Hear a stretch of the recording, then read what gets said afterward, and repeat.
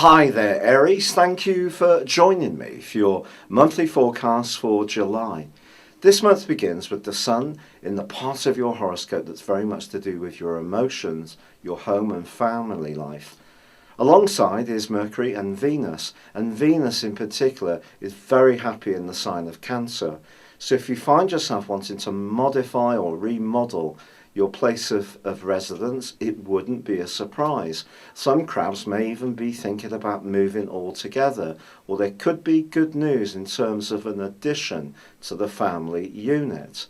There's also, in the first week of this month, a beautiful link between the Sun and Neptune.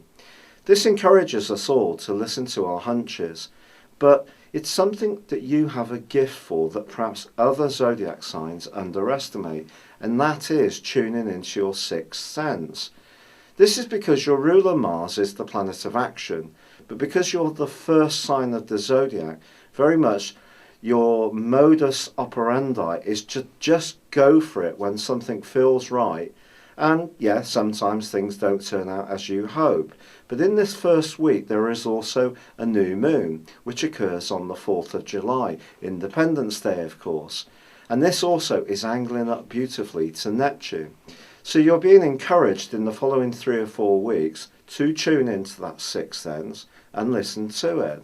But don't put to one side the more factual element of any proposal or situation that you're thinking about, because Neptune is in a deep quarrel with Saturn, which started in the middle of May and it's going to go on until the middle of October.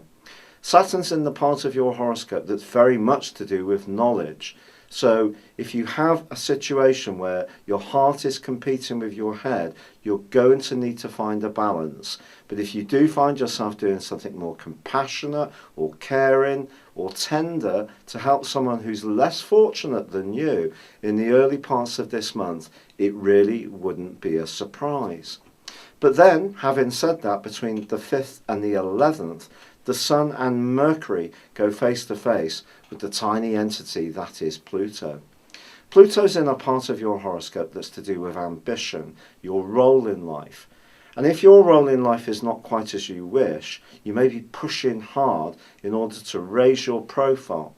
But if this means that you're not spending enough time with loved ones at home, or you're so consumed with your career that other people just feel that's the only thing that you're motivated by, that could create some quarrels across those series of days.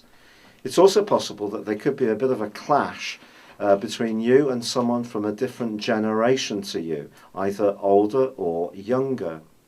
But I think the turning point of this month really occurs on the 12th.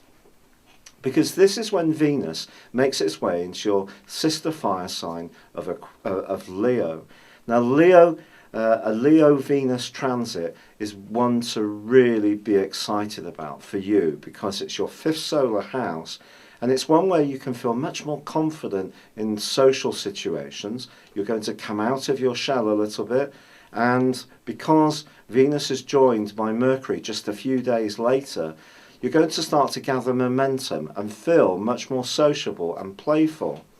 Now, both of these planets are going to be connecting with Saturn in week 3, but don't see this as a negative. For sure, Saturn can be a real taskmaster, and as you've seen with its energies with Neptune, where Neptune is very nebulous in your 12th solar house, and Saturn is demanding facts, figures and accuracy in your 9th house, you have to find the balance.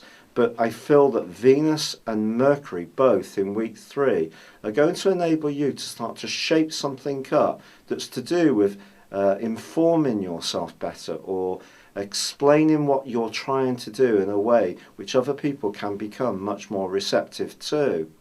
The Sun also moves, and this occurs on the 21st, and this is your opportunity to really pick up a lot more speed.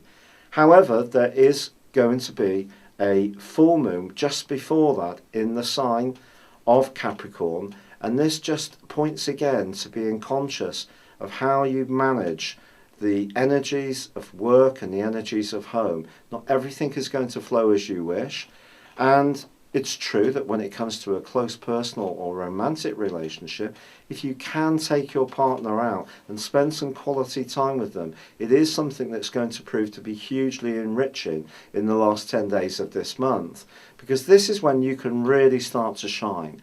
I feel this is going to be a huge platform for you to demonstrate to people what a one-off you are, how talented you are, how much flair you have, and also how much sex appeal you have too.